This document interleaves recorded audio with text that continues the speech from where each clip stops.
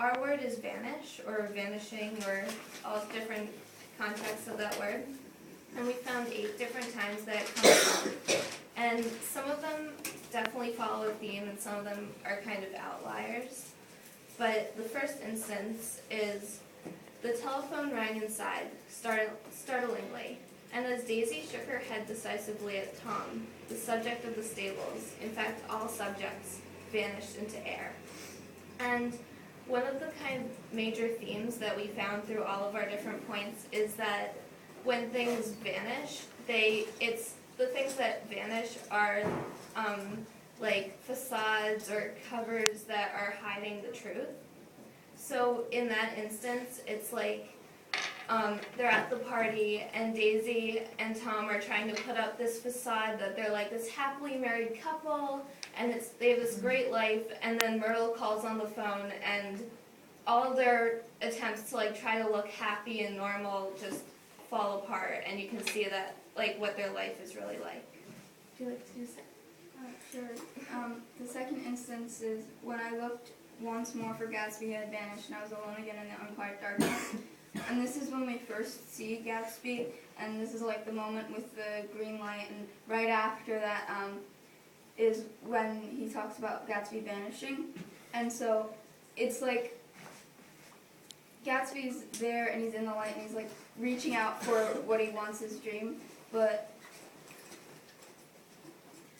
there's also, I kind of noticed after hearing the ghostly part that like pretty much all these instances, like you could describe every instance where they use vanish as like ghostly. So when Gatsby's like reaching out to Daisy, it's like that would be like a ghostly moment. Like it's kind of like not morbid, but it's like a little weird.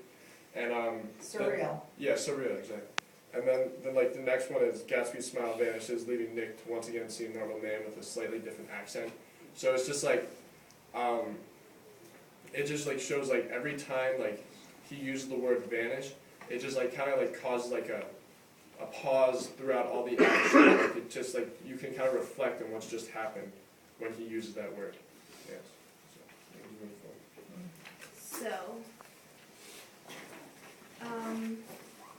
number 4 is, possibly it had occurred to him that the colossal significance of that light had now vanished forever.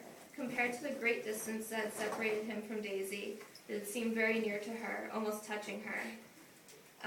Wow, we stuck this quote for a long time. On page 93, so that's when Gatsby realizes that the green light is no longer significant, and this like magic of that is just gone. And kind of going back to the idea of losing like these facades of like these mythical ideas, he has this whole image of like the green light and that's Daisy, and he has it's like his whole dream of her, and then when he actually sees her again in person, he realizes that she's not, like he should be able to realize like she's not this person that that he's been imagining her to be. She's not this like goddess, but he just ignores that because he wants to hold on to these dreams, even though they should have vanished. Number 5 is she vanished into her rich house, into her rich full life, leaving Gatsby nothing. He felt married to her, that was all. And this is sort of like one of those flashback moments to when they were in Louisville, and I think this is after their first date. And so Gatsby's basically, he goes on his date with this girl, and he's expecting it to just be a normal date, but and he acts like she's a normal person, not a rich person, and that he's not any different from her throughout this entire date. And then the truth kind of comes out when she goes and into her rich house and vanishes into her rich life, and he realizes that they aren't the same.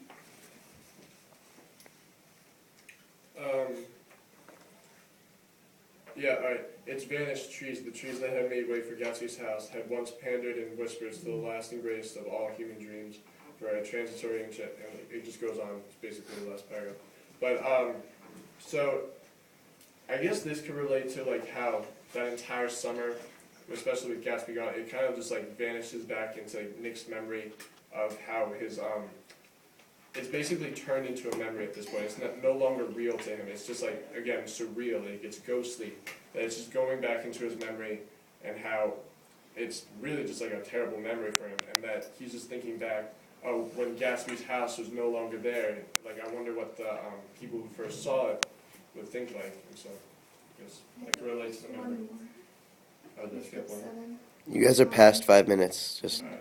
Okay. Wrap it up like 20 So- seconds. Okay, so basically, like, in all of these instances, we see this, like, it's kind of a magical word, vanished, and we realize it's uncovering things and kind of pointing out the truth in the novel and connecting all these instances together. And, like, is there anything else you want to add? Leave this up. Okay, yeah.